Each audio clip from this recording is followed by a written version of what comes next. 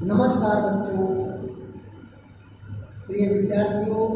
पिछली कक्षा में हमने लेखक सर्वेश्वर दयाल सक्सेना जी का संक्षिप्त जीवन परिचय और मानवीय करुणा की दिव्य चमक पाठ का सार समझा था। उम्मीद करता हूँ आपने अच्छे से समझ लिया होगा और याद कर लिया होगा। आज की कक्षा में हम पाठ मानवीय करुणा की दिव्य चमक को विस्तार से पढ़ेंगे। आप सबने ध्यान से समझना है। देखें, फादर को जहरबाद से नहीं बनना चाहिए था, यानी फादर की मृत्यु जहरीले फोड़े से नहीं होनी चाहिए थी। जहरबाद क्या होता है? जहरीला फोड़ा या कष्ट साध्य फोड़ा। तो फादर की मृत्यु कष्ट साध्य फोड़े से नहीं होनी चाहिए थी, जिसकी रगों में दूसरों के लिए मिठास भरे अमृत के अतिरिक्त और कुछ नहीं था। उसके लिए इस जहर का विधान क्यों हो? कहा कि जिसके अंदर केवल प्रेम रस ही भरा हुआ था, मिठास ही मिठास भरा हुआ था, कभी किसी से कड़वे वचन नहीं कहे, केवल मीठी वाणी ही बोली, ऐसे व्यक्ति के लिए इस जहर का विधान क्यों हो? यानी उसे उसकी मृत्यु इस जहरीले फोड़े से क्यों हो? यह सवाल किस ईश्वर से पूछे? ताकि हम ये प्रश्न कि ऐसे व्यक्ति की मृत्यु जहरीले फोड़े से हुई जिसने कभी किसी से जहर भरी बातें नहीं की, कटु बातें नहीं की, केवल मीठी बातें ही की, प्यार ही दिया, प्रेम ही दिया, तो उसकी मृत्यु ऐसे जहर से या कष्ट साध्य फोड़े से क्यों हो? अर्थात नहीं होनी चाहिए थी। हम यह प्रश्न किस परमात्मा से पूछें? प्रभु की आस्था ही जिसका अस्तित्व था, प्रभु के अंदर विश्वास ही जिसकी पहचान थी। यानी कि फादर बुल्के की जो पहचान थी वह परमात्मा में आस्था थी, यानी उनका सबसे ज़्यादा विश्वास परमात्मा में था। ईश्वर को सबसे ज़्यादा मानते थे वो, और उसी ईश्वर ने उन्हें जहरीले फोड़े से मौत दे दी। वह देह की इस यात्रा की परीक्षा उम्र की आखिरी देरी पर क्यों दी?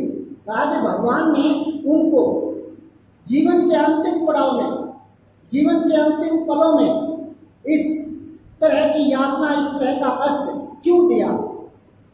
एक लंबी पादरी के सफेद चोगे से ढकी, पादरी के सफेद वेशभूषा से ढकी हुई आकृति सामने है।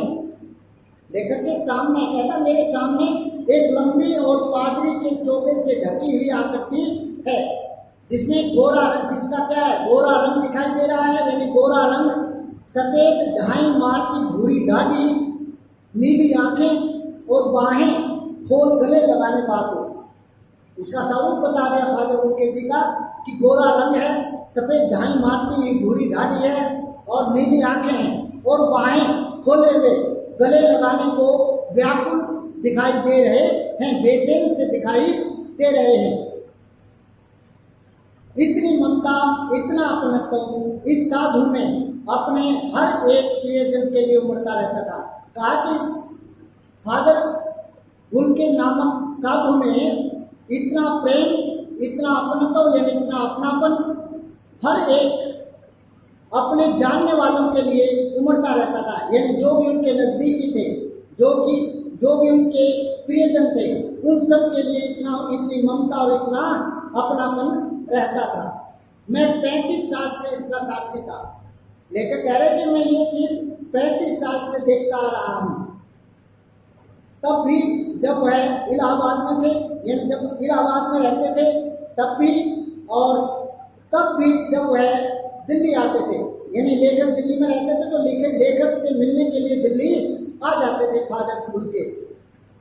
आज उन बाहों का दबाव मैं अपनी छाती पर महसूस करता हूँ। कहा कि अब उनके चले जाने के बाद उनके उस आलिंगन का, यानी जो बाहों में लेकर के आलिंगन करते थे, दबाते थे, वो दबाव मैं अब भी महसूस कर रहा हूँ। फादर को याद करना एक उदास संगीत को सुनने जैसा था। फादर को याद कर लेना क्या है? एक उदास और शांत संगीत को सुनने के समान है। उनको देखना करुणा के निर्मल जल में स्नान करने जैसा था। उनको देख लिया तो समझो करुणा के निर्मल पवित्र जल में स्नान कर लिया, यानी करुणा से भर जाता था मनुष्य, और उनसे बात करना कर्म के संकल्प से भरना था।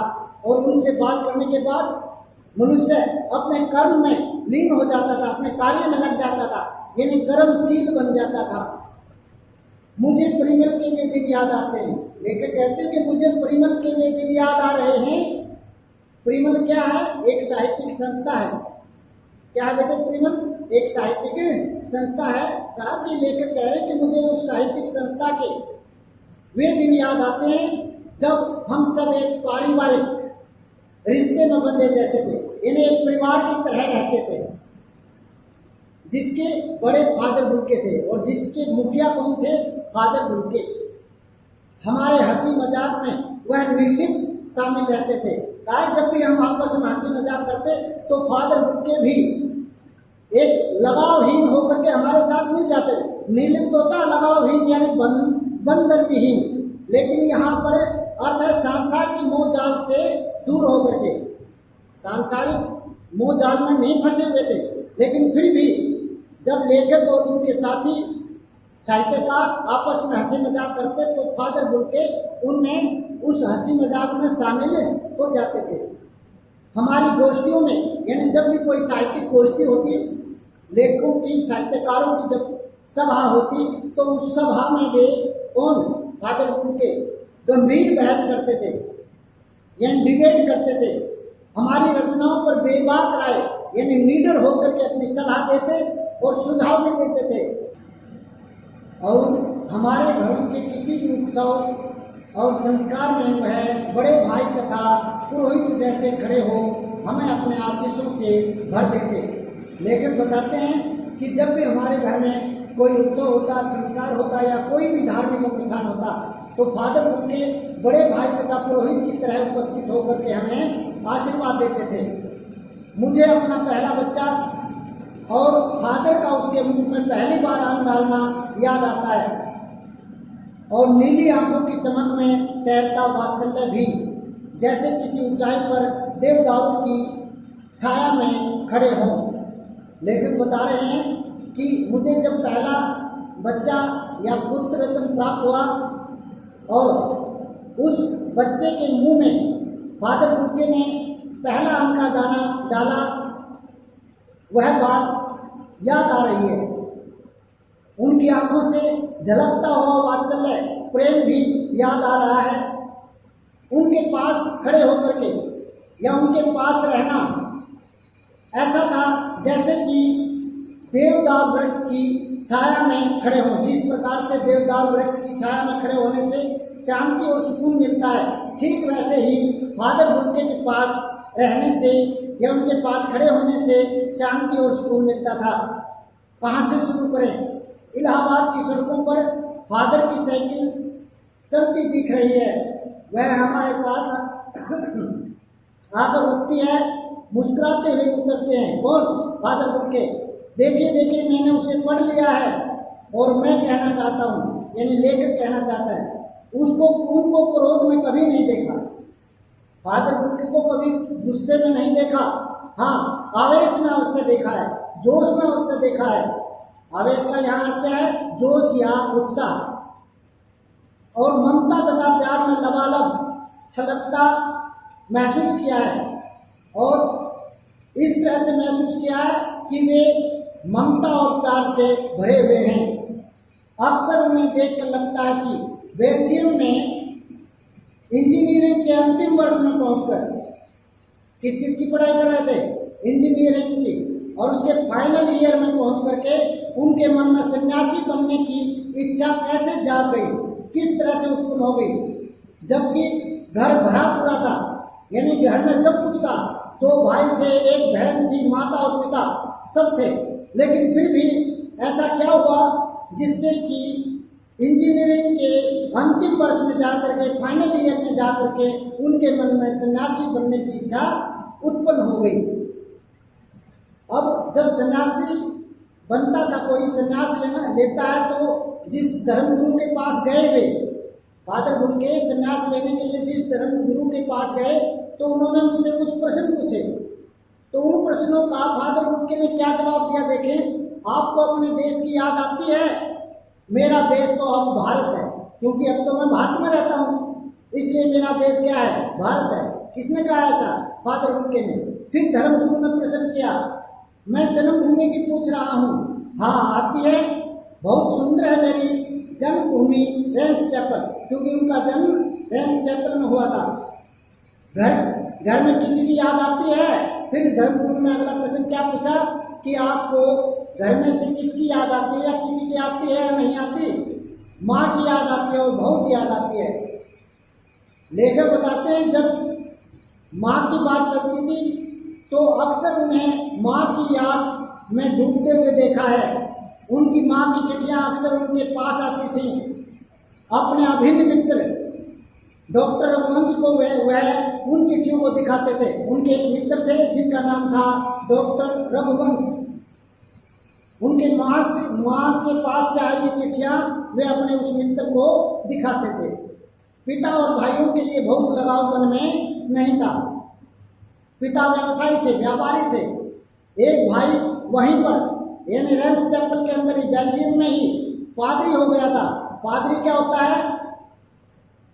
यानी पुरोहित कह सकते हैं, ईसाइयों का पुरोहित। जिस तरह से हिंदुओं का पुरोहित पंडित कहलाता है, मुस्लिम का पुरोहित मौलवी कहलाता है, उसी तरह से ईसाइयों का पुरोहित पादरी कहलाता है। तो एक भाई तो वहीं पर पादरी हो गए थे, एक भाई काम करता है, उसका परिवार है। बहन सख्त और जिद्दी थी, यानी बहन का स्वभाव बड़ा ही कठोर था और जिद्दी था। बहुत देर से उसने शादी की, यानी समय पर शादी नहीं की, बाद में की। फादर को एक आध बार उसकी शादी की चिंता व्यक्त करते हुए दिनों देखा था, जब उसकी बहन शादी लायक हो गई थी लेकिन कर रही नहीं रही थी, तो फादर उनके उसकी शादी को लेकर के चिंतित हो जाया करते थे। बहुत देर से अच्छा भारत में बस जाने के बाद 2 या 3 बार अपने परिवार से मिलने भारत से बेल्जियम आए थे।